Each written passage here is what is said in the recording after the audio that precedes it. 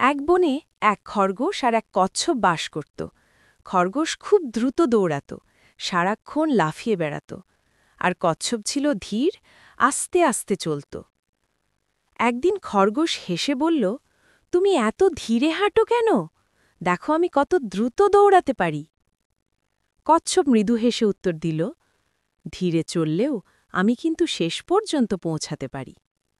শুরুতে তারা একে অপরের পার্থক্য নিয়ে হাসি ঠাট্টা করত, কিন্তু ধীরে ধীরে খরগোশ বুঝতে পারল কচ্ছপ খুব ধৈর্যশীল আর শান্ত।